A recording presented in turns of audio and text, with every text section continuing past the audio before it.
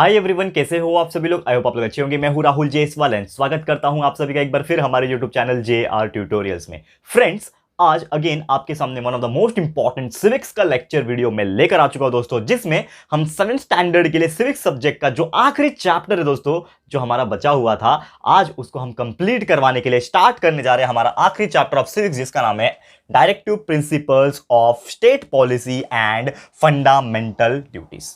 जी हाँ दोस्तों, one of the most political chapters ever, क्योंकि आप जानते हो सिविक्स जो सब्जेक्ट होता है, जब सातवीं में हम पढ़ते हैं इसको, तो सिविक्स हमें लगभग पॉलिटिकल चीजों के बारे में बताता है, एडमिनिस्ट्रेटिव चीजों के बारे में बताता है, क्योंकि एंड टू एंड जिसको जो इंसान को फ्यूचर में पॉलिटिशियन बनना है या फिर कुछ पॉलिटिक्स में जाना है, छोटे मोटे लेवल पे, कहीं पे भी छोटे लेवल पे जाओ या फिर बड़े लेवल पे जाओ, क्योंकि शुरुआत तो कहीं ना कहीं छोटे से ही करनी पड़ती है। तो अगर आपको वो लाइन में जाना है या फिर उस लाइन की जानकारी लेनी है, इंटरेस्ट है, तो आपको सिविक्स पढ़ना बहुत ज्यादा जरूरी हो जाता है।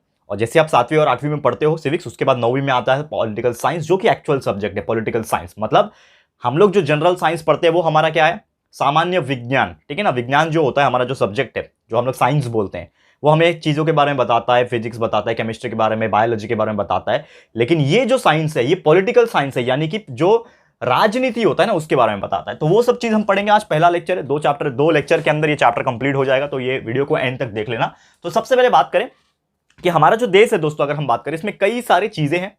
हमारा जब संविधान बनाया गया था तो इसमें कई सारे आर्टिकल्स है, कई सारे अमेंडमेंट्स है, ये चीज है। और हमें जब आजादी मिली थी उसके बाद से ही कॉन्स्टिट्यूशन लिख दिया गया था। एंड कॉन्स्टिट्यूशन में ऐसे कई सारे फंडामेंटल ड्यूटीज है, फंडामेंटल रिस्पॉन्सिबिलिटी है, कुछ स्टेट्स की पॉलिसी है, एंड वो सभी चीज आम इंसान के लिए भी लागू होता है, और चाहे गवर्नमेंट में रहने वाले लोग उनके लिए भी लागू होता है, ठीक है।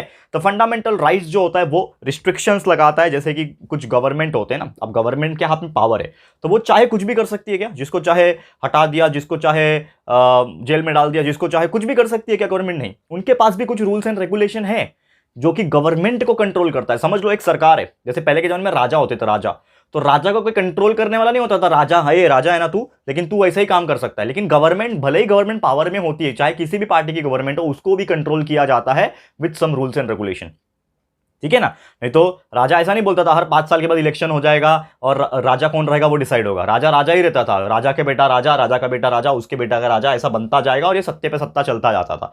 लेकिन हमारा जो है ना, ये क्या है, ये एक डेमोक्रेटिक कंट्री है इंडिया, और इसमें इलेक्शंस होते हैं हर 5 साल में। 5 साल के बाद तो सरकार भी बदल जाती है। तो ये सभी चीजें होती है, एक रिस्ट्रिक्शंस लगाया जाता है गवर्नमेंट में, एंड कई सारे रिस्ट्रिक्शन जो स्टेट के ऊपर या फिर जो पूरी गवर्नमेंट होती है उसके ऊपर होते हैं। जैसे कि एग्जांपल के तौर पे स्टेट जो होती है, एक रिस्ट्रिक्शन ये होता है कि वो कभी भी जाति, धर्म और ये सब चीज के आधार पर डिस्क्रिमिनेट नहीं कर सकती।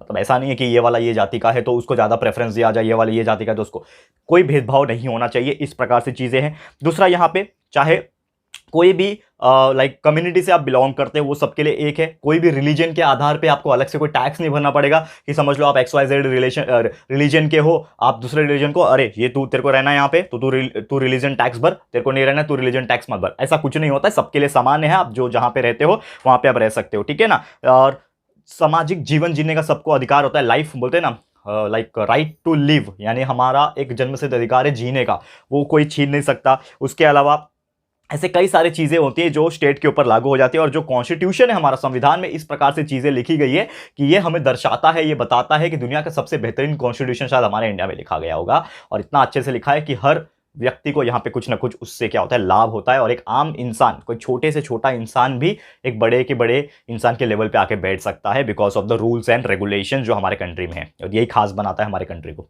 समझ में आया? ओके, अब बात करेंगे कुछ जो डायरेक्टिव्स होते हैं, ठीक है ना। डायरेक्टिव प्रिंसिपल्स की बात करें तो ये डायरेक्टिव्स को क्यों इंक्लूड किया जाता है, ठीक है ना। ये डायरेक्टिव्स है, इसको इंक्लूड ही क्यों किया जाता है, इसके बारे में चर्चा करेंगे। तो जैसे कि आप जानते हो सबसे पहले कि हमारे कॉन्स्टिट्यूशन में बहुत सारी चीजें लिखी गई है, ठीक है ना, अकॉर्डिंगली अगर बात करें। और जैसे हमें आजादी मिल गई थी, ये कॉन्स्टिट्यूशन जब हमें बनाया गया था, तो ये सभी चीज हमें दर्शाता है कि वो एडुकेशन भी ले सकते हैं हम लोग, हमारा राइट टू फ्रीडम भी है, राइट टू स्पीच है, राइट टू लिबर्टी है, राइट टू इक्वालिटी है। ऐसे कई सारी चीजें हमारे संविधान में लिखी गई हैं। और पूरा का पूरा नेशन एक है, हर एक व्यक्ति का है। अब अगर आप इंडिया में रहते हो तो आप कहीं पे भी जाके रह सकते हो, आपको कोई रोक नहीं सकता, ठीक है ना। आप कोई भी स्टेट में रहना चाहते हो, आपको समझो कहीं और जॉब लगता है, ठीक है ना, आप ये महाराष्ट्र के होने दो या फिर कोई भी किसी भी देश के कोने में से होने दो, आप किधर पे भी जाके रह सकते हो, किधर पे भी जॉब कर सकते हो, यहाँ पे आपको कोई रोकेगा नहीं, ठीक है ना। तो यहाँ से स्टेट से चले जाए, ऐसा नहीं होता। ये हमारे कॉन्स्टिट्यूशन में लिखा गया है कि आप कहीं से भी रह सकते हो।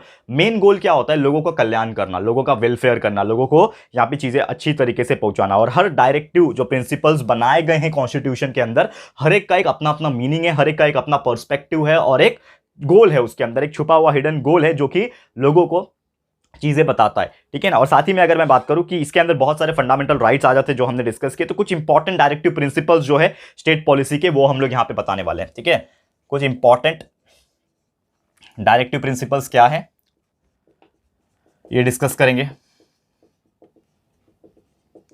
जैसे कि एग्जाम्पल के तौर पे हम लोग कंसीडर करते हैं क्या क्या डायरेक्टिव प्रिंसिपल्स आ जाते हैं जो कि हमारे लिए इंपॉर्टेंट है कि जो स्टेट होगा, मतलब स्टेट गवर्नमेंट की बात कर रहे हैं क्योंकि हम लोग स्टेट पॉलिसी की बात कर रहे हैं ना, पूरे ओवरऑल सेंट्रल गवर्नमेंट की बात नहीं कर रहे। तो जो स्टेट होगा, जो एक सरकार होगी राज्य की, वो नॉर्मली क्या हो जाएगा, ये कभी भी सिटीजन्स में भेदभाव नहीं करेगा, सिटीजन्स में भेदभाव नहीं करेगा और कोई भी जेंडर डिस्क्रिमिनेशन भी नहीं करेगा। तो जैसे हमने एक चीज बताया था, कास्ट, क्रीड, ठीक है ना, रिलीजन, इसके हिसाब से तो होगा नहीं, प्लस जेंडर डिस्क्रिमिनेशन यानी ये लड़का है लड़की है, इसके हिसाब से कोई डिस्क्रिमिनेशन नहीं होगा, जो पहले के जमाने में होता था कि लड़के को पढ़ाया जाएगा, लड़की को सिर्फ घर के काम के लिए बोला जाएगा, कोई डिस्क्रिमिनेशन नहीं होगा। उसके अलावा बात करें कि आदमी और औरत, मेन एंड विमेन, ठीक है, आदमी जो होंगे और विमेन जो होंगे, दोनों के दोनों को इक्वल अपॉर्चुनिटी मिलेगी एजुकेशन में, ठीक है, दोनों को इक्वल अपॉर्चुनिटी मिलेगी वर्क में, काम में। क्योंकि आपने अभी देखा होगा रिसेंट में, पहले के जमाने में 50-60 साल पहले के चले जाओ, 50 साल भी मत जाओ या 30 साल पहले चले जाओ खाली, तो उस टाइम पे ना विमेन्स जो होती थी ना, उनको बहुत कम अपॉर्चुनिटी मिलती थी किसी एक फील्ड में। आप इंजीनियरिंग फील्ड देख लो, साइंटिस्ट वाला फील्ड देख लो, आर्मी और नेवी, ये सब एयरफोर्स वगैरह फील्ड में देख लो, कोई लेडीज दिखती ही नहीं थी। लेकिन आज आप देखोगे, बहुत ही प्राउडली ये कह रहा हूं मैं, और इसके ऊपर मैंने कई सारे वीडियोस भी बनाए हैं। JR टॉक्स जो हमारा दूसरा चैनल है, उसके ऊपर मैं स्पेशली वीडियोस बनाता हूं लड़कियों के लिए भी, ठीक है ना। और उनको मैं मोटिवेट करने की कोशिश करता हूं कि यार आप में से कई सारी लड़की स्टूडेंट जो ये वीडियो देख रही होगी, मैं आपको भी इंकरेज कर रहा हूं। आपका भले ही एज अभी छोटा है, लेकिन आप लोग बड़े सपने देखो कि एक दिन एयरफोर्स के प्लेन उड़ाओगे, आप लोग आर्मी में जाओगे, नेवी में जाओगे, साइंटिस्ट बनोगे, इंजीनियर बनोगे, ऐसे बड़े बड़े सपने देखो। और आज के डेट में वो चीज हो पा रहा है, यानी एजुकेशन में भी और काम में भी, दोनों जगह men's and women's equal opportunity उनको मिल रहा है।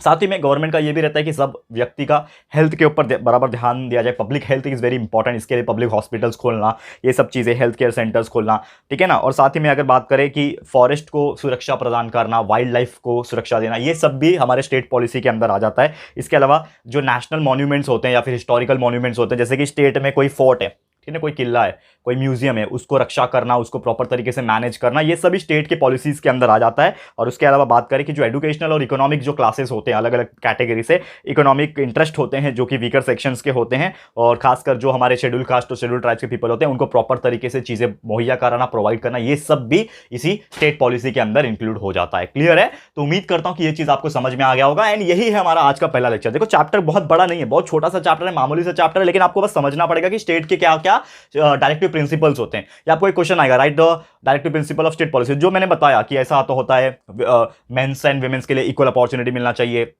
ठीक है ना, इकोनॉमिक वीकर सेक्शन पे ध्यान देती है government, historical background, historical monuments को सुरक्षा करती है। तो ये सब कुछ चीजें हैं, बस इसको आप अच्छे से लर्न कर लो, एग्जाम्स में क्वेश्चन आएगा तो डेफिनेटली आप लिख पाओगे। तो ये था हमारा आज का पहला लेक्चर, लेकिन इसके बाद एक और छोटा सा लेक्चर होगा जिसमें ये चैप्टर जो है कंप्लीट हो जाएगा, क्योंकि बहुत मामूली सा चैप्टर है और ये हमारा बच गया था, तो हमने इसको सोचा कंप्लीट करा दे बीच में। आई नो आप लोग के बहुत सारे लोग के एग्जाम्स चल रहे होंगे, लेकिन बस अच्छे से पढ़ाई करते रहो। हम आपके लिए पूरा का पूरा सिलेबस कंप्लीट कर चुके हैं हर चीज का, चाहे आप 7वीं में हो, 8वीं में हो, 9वीं, 10वीं, 11वीं जो भी हो, पूरा चीजें कंप्लीट है। बस आप लोग अच्छे से मन लगा के पढ़ाई करते रहो, हमारे वीडियोस देखते रहो और प्यार देते रहना, ठीक है। तो आज के लिए इतना। ये वीडियो कैसा लगा है प्लीज हमें कमेंट करके बताना, अपनी राय और सजेशन जरूर से देना दोस्तों।